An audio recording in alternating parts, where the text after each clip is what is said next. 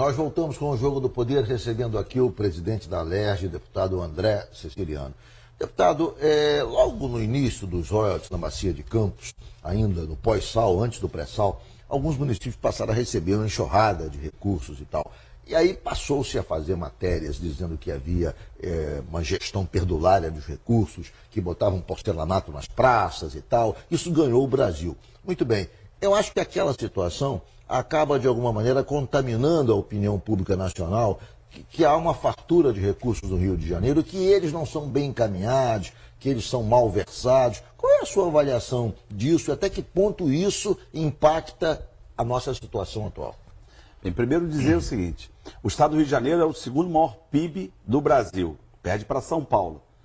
É o segundo estado que produz riqueza. Nós somos o 17º em receita per capita por habitante. Em relação ao ICMS, nós somos o 13º em receita per capita. E para falar dos royalties, o estado do Rio de Janeiro destinou no ano de 2019 83%, Ricardo, 83% desses recursos, de 13 bi e 400 milhões de reais recebidos, 11.200, 83% foram aplicados no Rio Previdência. O que é o Rio Previdência? É onde os aposentados e pensionistas recebem os seus salários. Aquelas contribuições que ao longo dos anos, né, foram feitas lá para a Previdência. Então, o Rio Previdência, que tem um dispêndio de torno de 20 bilhões de reais por ano, com salários de aposentados e pensionistas, recebeu no ano de 19, 11 bi e 200 milhões de reais dos recursos dos royalties. E mais, dos 13.400, o Estado destinou mais de 600 milhões de reais para o Fundo Estadual da Segurança Pública. Sim. Destinou mais de 700 milhões de reais para pagamentos de dívida com o governo federal. Mais pagamento de PIS e mais FECAM, e um pouco desses recursos foram para as prefeituras. Então o Estado não ficou com nada, salvo segurança e meio ambiente, porque 83% foram destinados ao pagamento de aposentados e pensionistas. Aí você também fazer uma conta. O Rio, nós perdemos a capital, não tem nenhum país no mundo que muda a capital e que não tem uma compensação, mas o Rio não teve essa compensação. Mas tivemos a fusão da Guanabara com o estado do Rio de Janeiro. Nós temos hoje o fundo de pensão, nós temos beneficiários, 240 mil beneficiários, contribuintes, 191 mil. Essa conta não fecha. Não fecha. Então, nós temos mais aposentados e pensionistas recebendo do que o ativo contribuindo. Sim. Então é fundamental que a gente possa garantir os royalties e buscar também o direito nosso, que é o ICMS, na origem, para o petróleo. Porque, salvo o petróleo e energia, são os únicos dois, eu diria, produtos que não recolhem o ICMS na origem. Mas isso foi lá em 88, interesse de São Paulo. São Paulo, o maior consumidor de petróleo e energia, teve o interesse de fazer essa arrumação na Constituição. Depois tivemos também uma emenda de número 33 em 2001, falando também dos derivados de petróleo. Então é fundamental que a gente possa resguardar o direito nosso, do Estado do Rio de Janeiro, também dos municípios. Você falou dos municípios que usou porcelanato em calçadas. E tal, calçada. Vou dar o exemplo de Macaé. Macaé recebeu em 19 490 milhões de reais. Com essa nova fórmula, isso é importante, Ricardo. Sim. Macaé recebeu 490 milhões de reais em 19. Macaé tem um êxodo de pessoas de todos os municípios do entorno indo para lá. E aí isso impacta saúde, educação e segurança pública. Sim, lógico. Então, sabe, na nova fórmula, que sai de 26,25% para 4%, receberia 91 milhões de reais.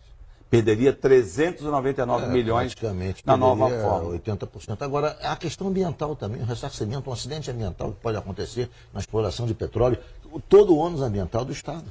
É só isso, tem um impacto do movimento na cidade, como eu falei, saúde, educação e mais segurança pública. Sim. Então, é fundamental, está na Constituição o direito aos royalties. A gente quer defender esse direito. E os royalties, me parece que estão definidos na Constituição como um ressarcimento.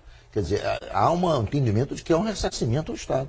no risco ambiental, dos impactos causados pela exploração. Pois é. De novo, é bom que a gente possa sempre colocar dos 3 milhões e 900 mil barris dia produzido em média no mês de agosto de 2020, mais de 3 milhões, na verdade 3 milhões e 29 mil barris foram produzidos aqui no estado do Rio de Janeiro.